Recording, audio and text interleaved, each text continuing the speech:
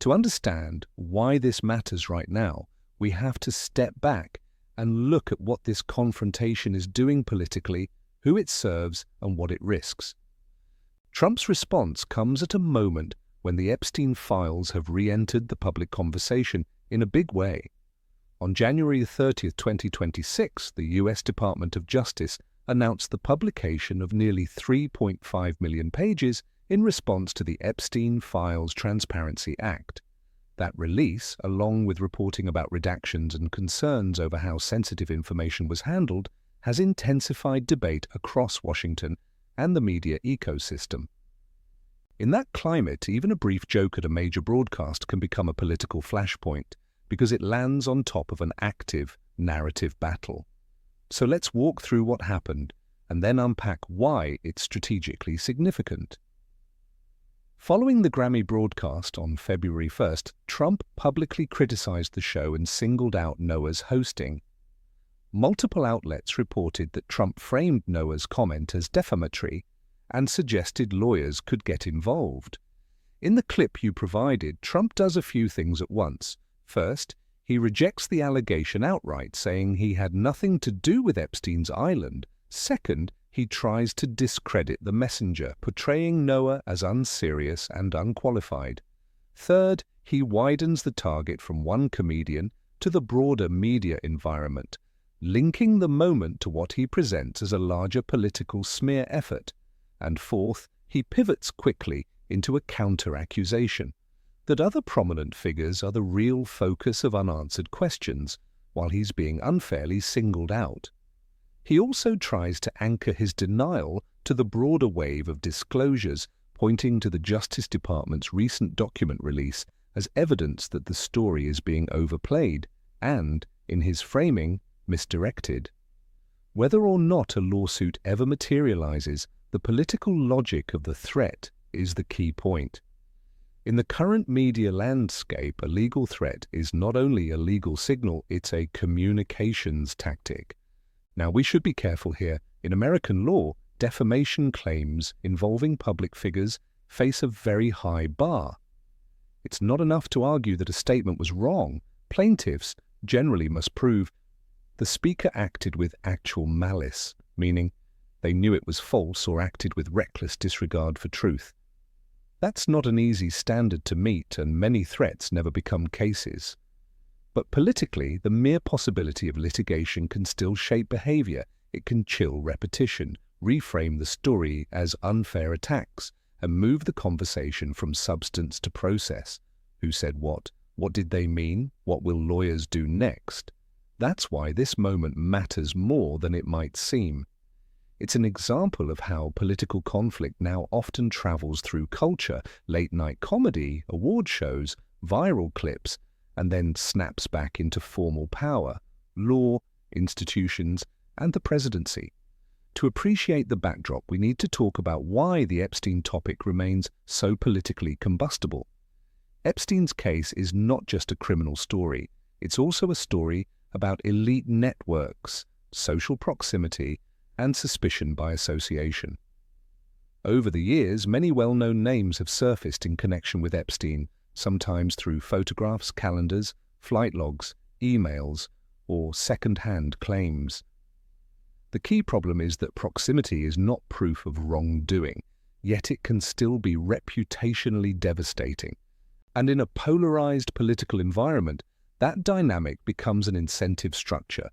If you can attach your opponent's name to a scandal, you may not need to prove anything else to shape public impressions. That's part of why Congress and the public push for document releases has been so intense. The Justice Department says the January 30th publication was a major step toward compliance with the transparency law, describing millions of pages plus thousands of videos and images. But at the same time, the release itself has generated controversy. Reporting has highlighted concerns about redactions, debates over whether everything was disclosed, and the serious issue of victim-identifying information appearing in some materials before being pulled back and corrected. That combination, high public interest, partial uncertainty, and ongoing political pressure, creates exactly the kind of environment where narratives compete aggressively. And that's where Trump's strategy becomes clearer. A lot of observers would describe his response here as a triple play of political communication. 1. Deny the core claim as firmly as possible. 2. Delegitimize the platform and speaker, saying the awards were bad, the host was worse, and implying the entire moment isn't worthy of serious attention. And 3. Redirect scrutiny outward toward rivals, elites, and institutional actors by suggesting the attention is misplaced and that others are the real story. This approach can be effective because it doesn't just rebut a single joke. It challenges the credibility of the whole context in which the joke was told. And notice the choice of battlefield. Trump isn't only answering the substance, he's also answering the cultural status of the Grammys themselves. The underlying message is, this is not a neutral venue, it's part of a hostile cultural space. That framing has real political value because it reinforces group identity. If you can persuade supporters that mainstream cultural institutions are biased, then criticism from those institutions becomes less persuasive. Sometimes it even becomes proof of authenticity. From Noah's side, the strategy is different, and it's important to be fair about it. A host's job in a live broadcast is to keep attention, land jokes, and ride the line between topical and safe. When a political joke lands, it often works precisely because it assumes the audience already knows the broader controversy. It doesn't need to prove the claim, it only needs to reference the narrative the audience has heard. That's why comedians get pulled into political conflict more often now. Comedy works by compressing, but politics often demands evidence, nuance, and careful language. Those two logics clash, and the clash creates headlines. There's also an institutional incentive at play. When a major show becomes politically talked about, it gains attention, both positive and negative. Political controversy can drive clips, commentary, and follow-on coverage. That doesn't mean anyone is conspiring, it's just how attention markets work. So who benefits from this confrontation? In the short term, Trump benefits if the story becomes less about the substance of Epstein-related discourse and more about media bias, unfair smears, and a combative posture against cultural elites. That's a familiar terrain where he has historically been comfortable. He also benefits if a legal threat discourages repetition. Even if no case happens, newsrooms and producers may become more cautious about phrasing, especially if they don't want legal headaches. But there are risks. One risk is amplification. By responding forcefully, Trump ensures the joke circulates far beyond the broadcast audience. People who never watched the Grammys now know the controversy exists.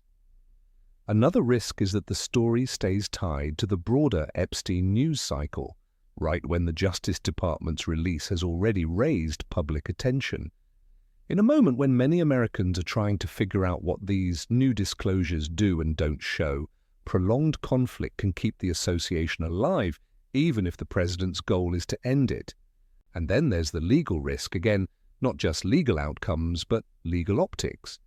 If the public sees lawsuits, threats, or aggressive rhetoric as attempts to suppress speech rather than correct inaccuracies, it can backfire among moderates who value open debate.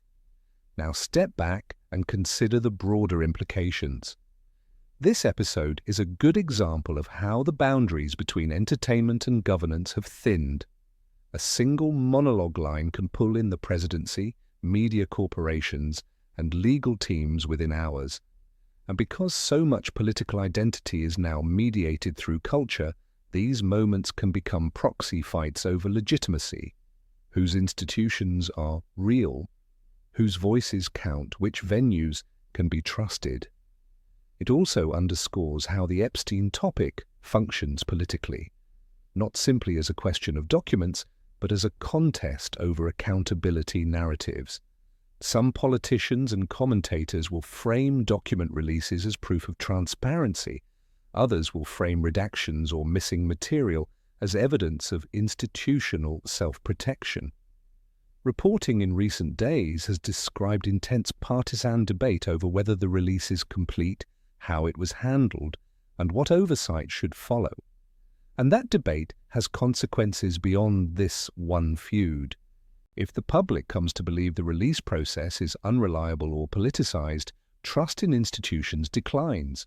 If the public believes sensitive information was mishandled, it can create backlash that slows future transparency efforts. If lawmakers weaponize the files primarily for partisan gain, the story becomes less about facts and more about leverage. There's another implication too. Reputational warfare is increasingly a central mode of political competition. When politics becomes a fight over allegations and associations rather than policy outcomes, institutions can become locked in a cycle of scandal management. That can crowd out governance, because attention becomes the scarce resource and scandal becomes the currency. So what could happen next? There are a few realistic paths, and it's worth emphasizing that none of them are guaranteed.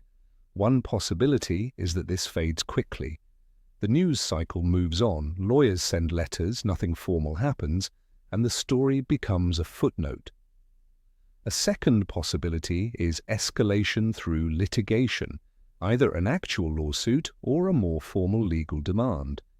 That would extend the story and keep the controversy in public view, likely prompting more scrutiny of what can be verified and what cannot.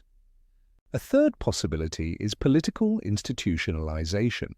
Lawmakers use the moment as another example in the broader fight over Epstein file transparency, redaction standards, and oversight.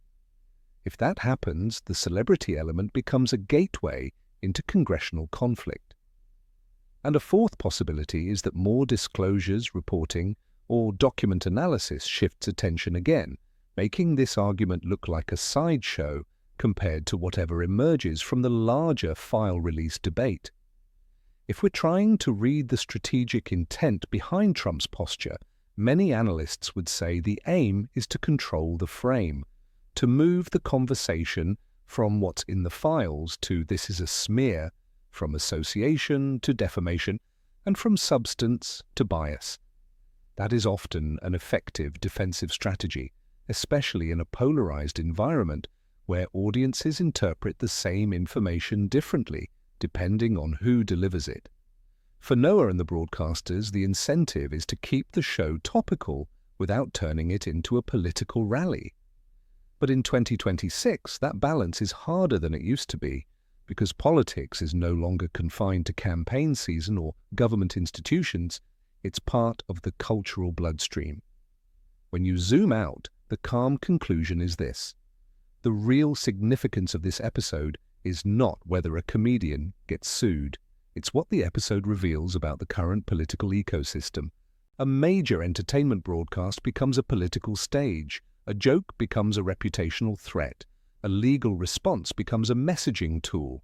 And a larger institutional controversy, the release of massive Epstein-related records, creates the background conditions that make every small moment feel bigger, sharper, and more consequential. In the months ahead, the deeper question will be less about who won a rhetorical exchange and more about whether American institutions can handle transparency demands, protect victims' privacy, and sustain public trust, while politicians of all sides continue to fight over narratives at maximum volume.